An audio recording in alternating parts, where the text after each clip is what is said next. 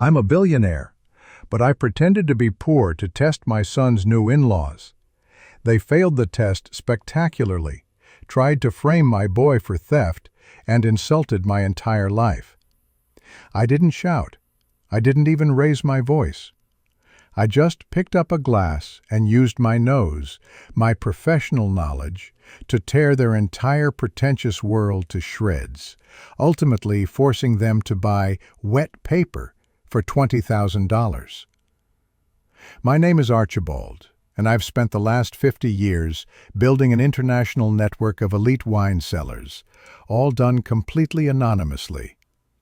To everyone outside my inner circle, I'm just a simple, well-meaning old man with a modest home in the suburbs.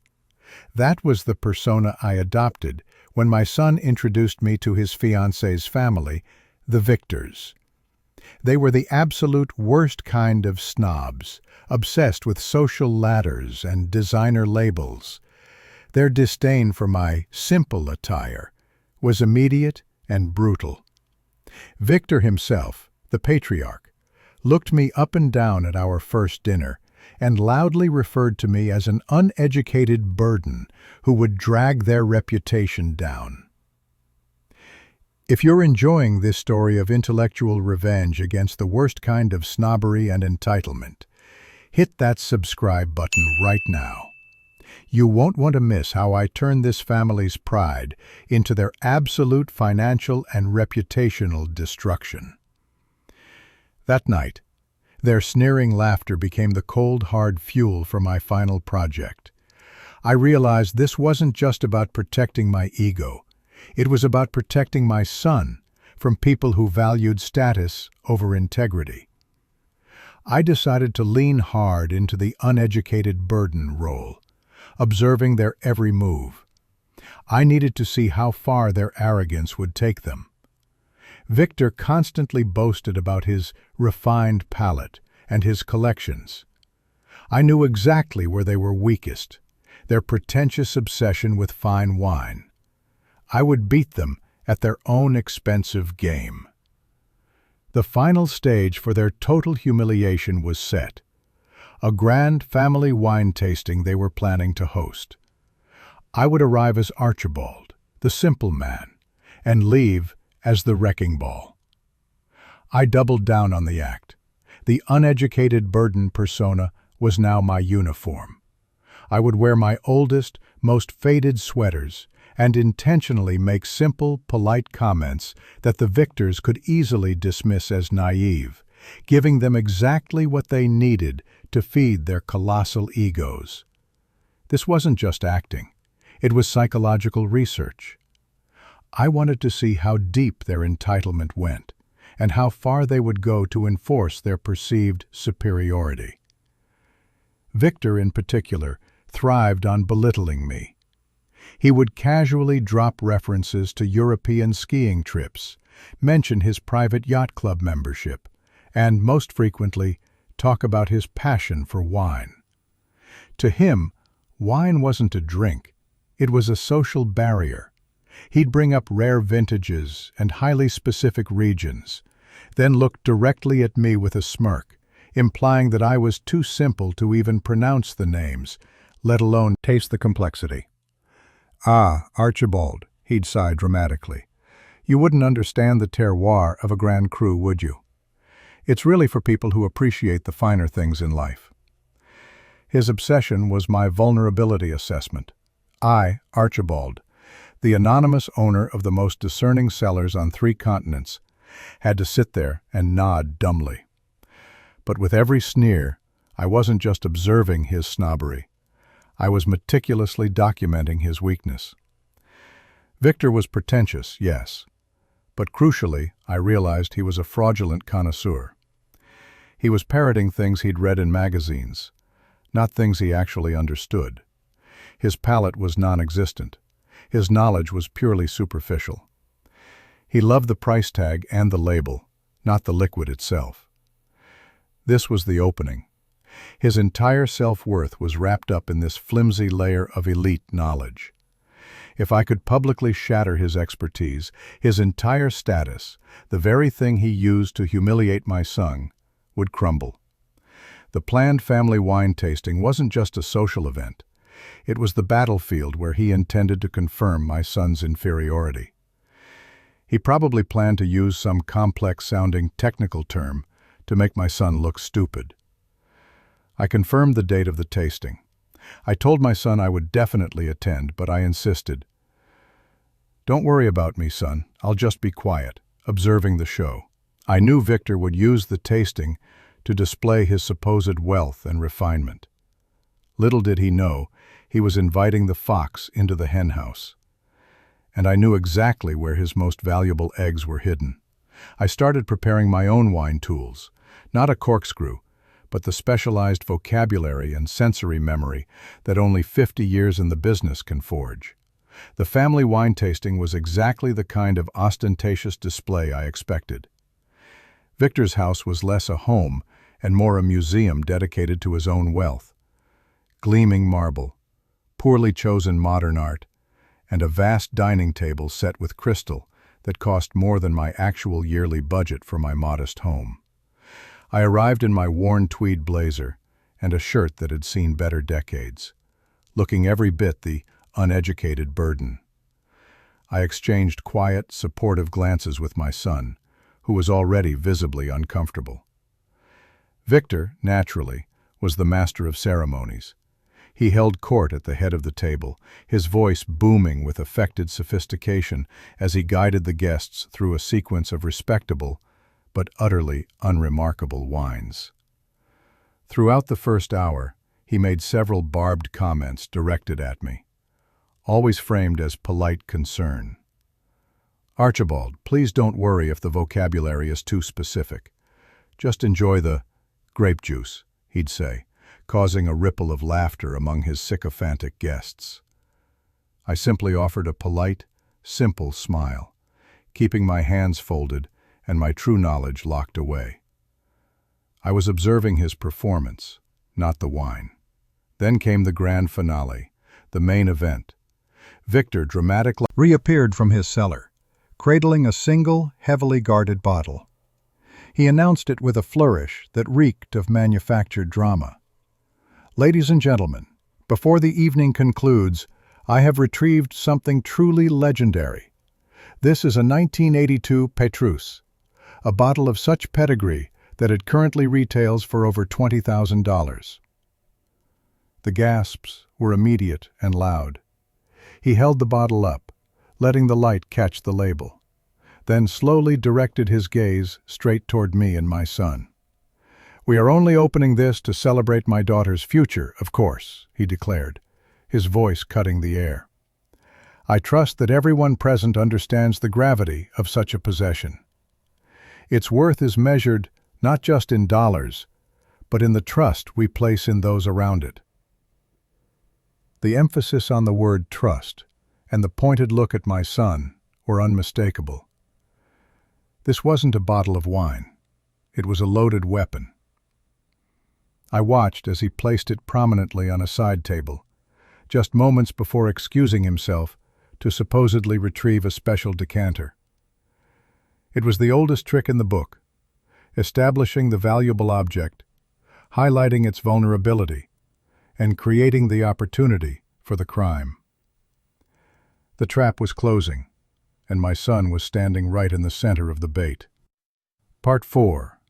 The scene of the frame-up. The tension was thick, a silence broken only by the clink of ice from the water pitchers.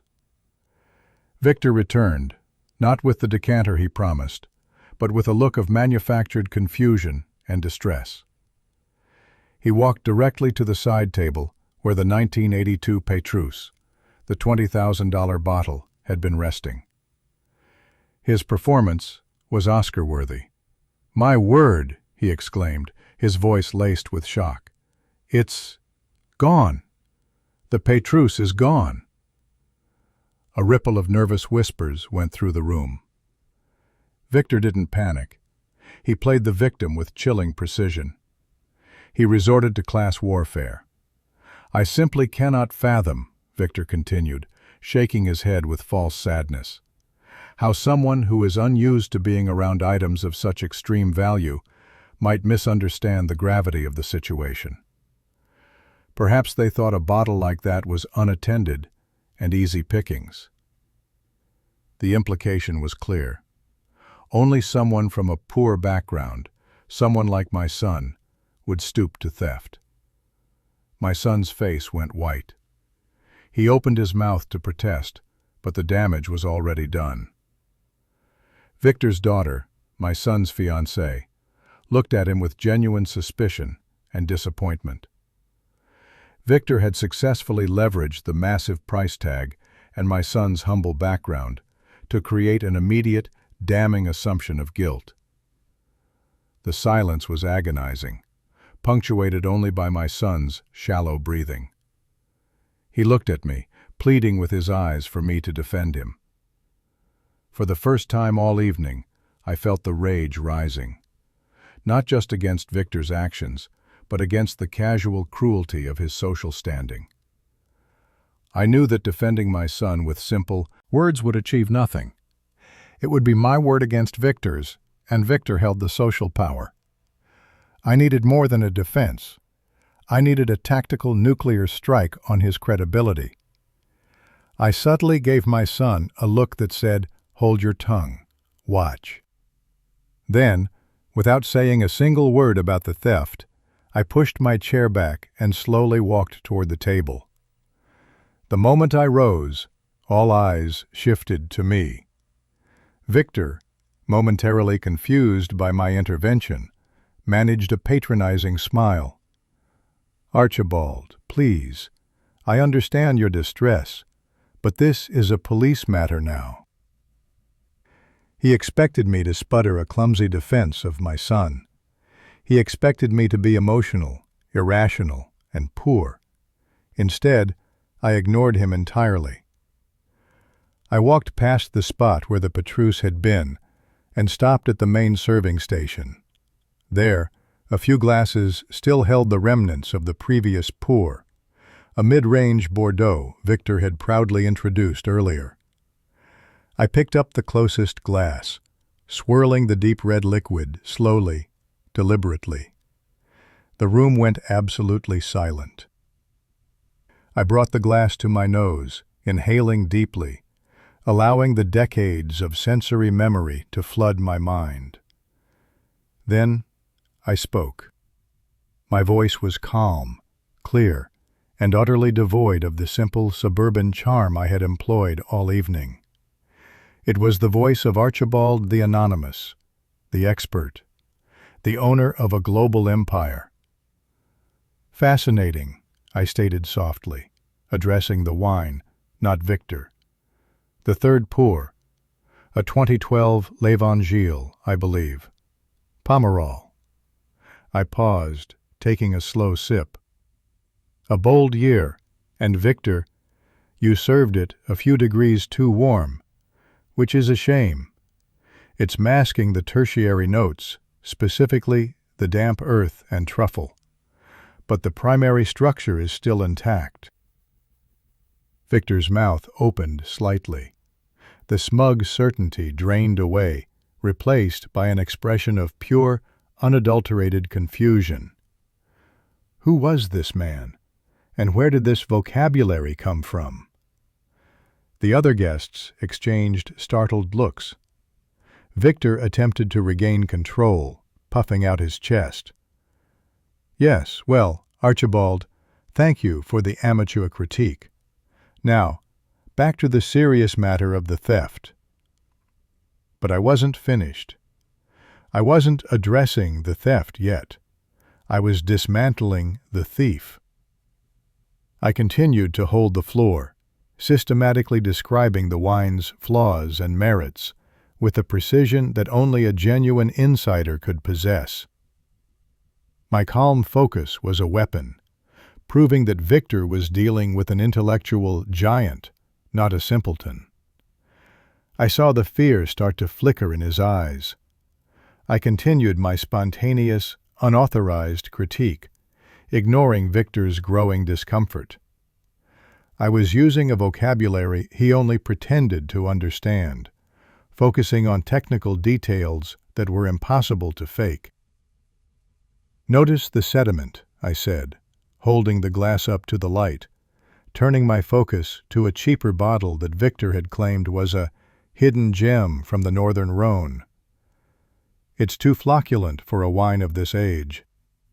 This suggests a rushed filtration process, likely done to stabilize a younger, weaker blend." I swirled the glass again. "And the aroma? It's not a true Garrigue aroma, Victor. It has that manufactured oakiness, almost synthetic. It's what you get when you use oak chips rather than new barriques." The effect was devastating. Victor was spluttering. He tried to interrupt. "Archibald, your analysis is tedious and entirely irrelevant to the missing bottle."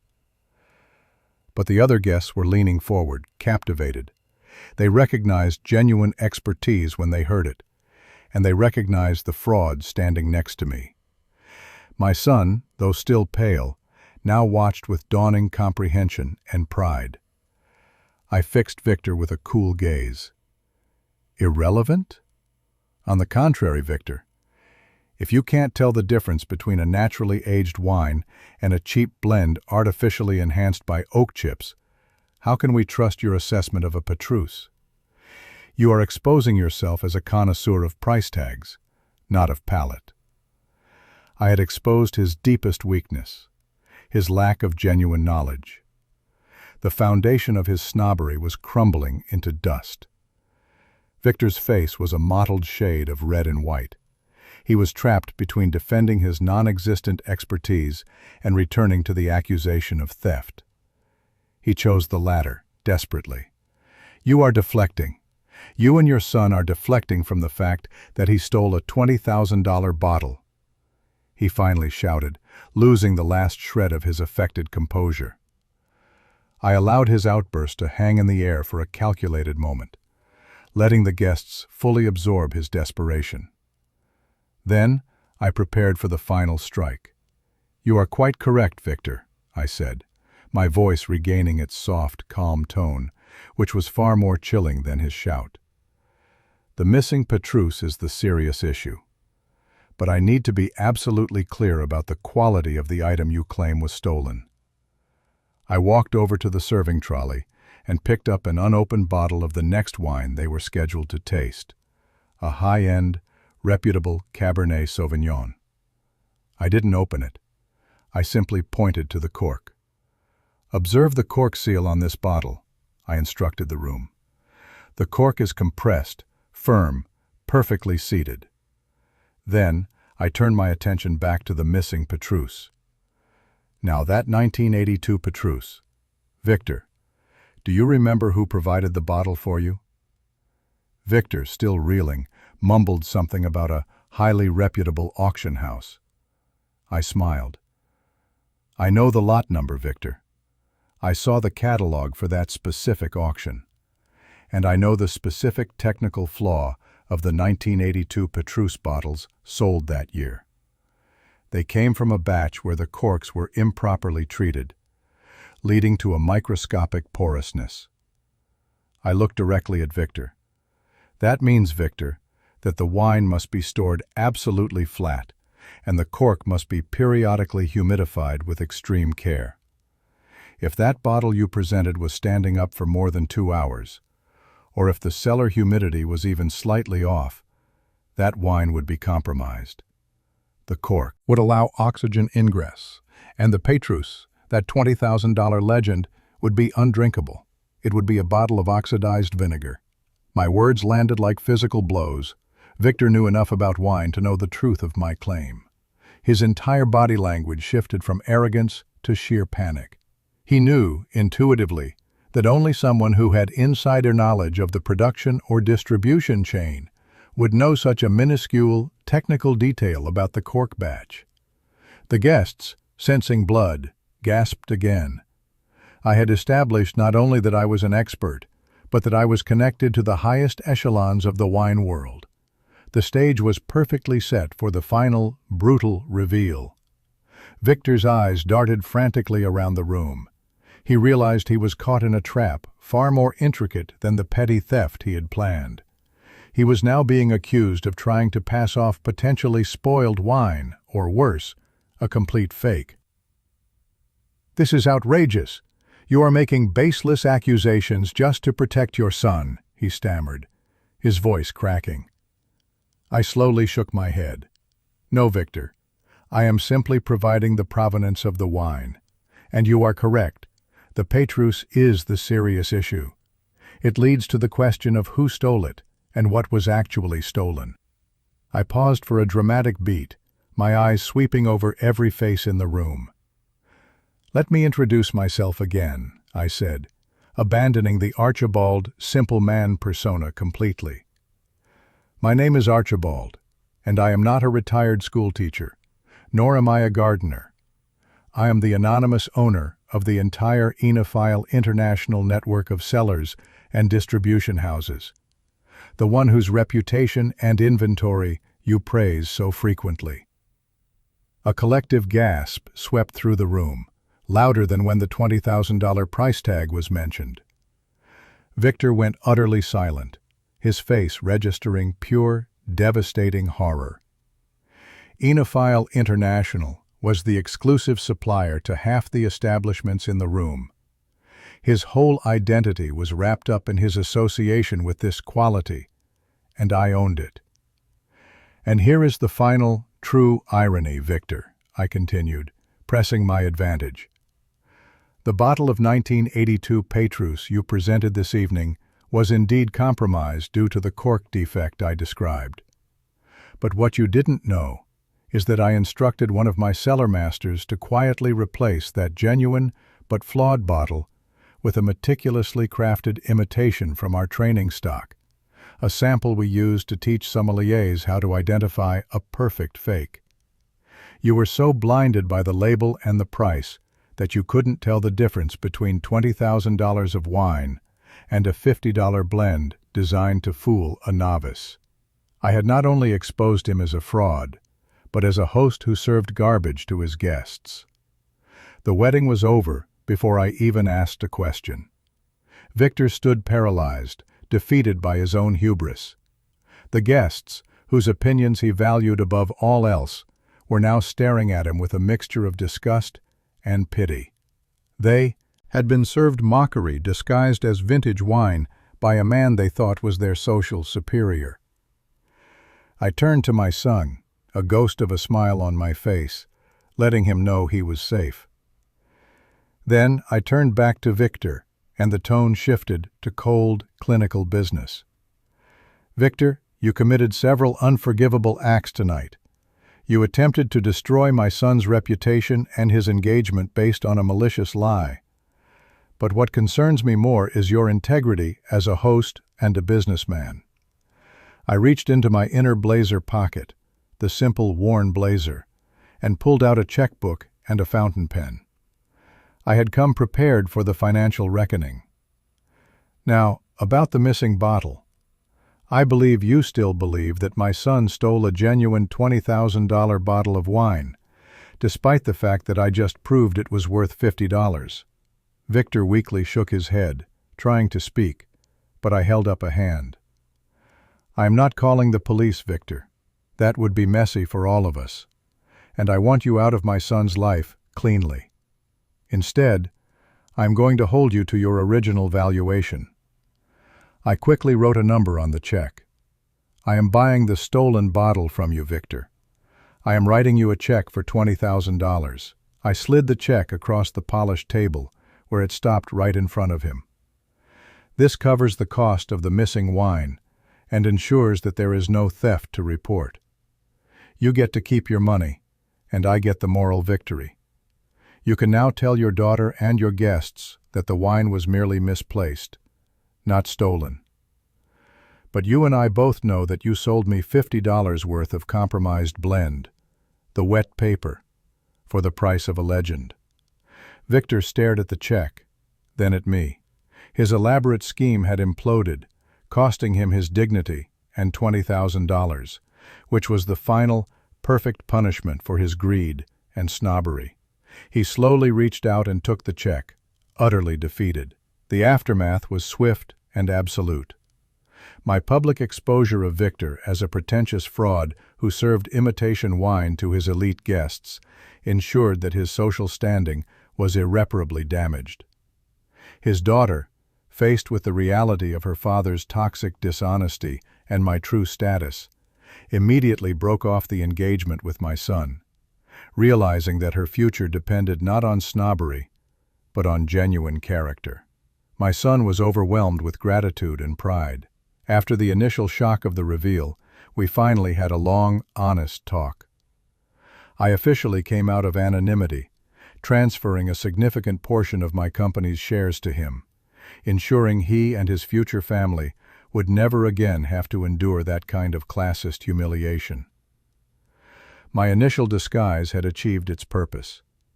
It protected my son from a catastrophic marriage and proved his character under duress. For me, life continued, but with a renewed sense of purpose. The fight had sharpened my mind. I took on a less anonymous role in my companies, focusing on mentorship and philanthropy. I still live a modest life, but now it is a choice, not a performance. The taste of that victory, the moment Victor realized he'd been completely outmaneuvered by the man he called an uneducated burden, was the sweetest wine I'd ever had. I protected my son, reclaimed my dignity, and proved that intelligence and humility always triumph over arrogance and money. Tell me, was my intellectual revenge too harsh? Did Victor deserve to lose his reputation and pay $20,000 for his own fake wine? What would you have done in my place? If you love this story of an underdog turning the tables on snobbery, please hit the like button and subscribe so you don't miss our next epic tale of revenge and justice. And let me know your thoughts in the comments below. Thank you for listening.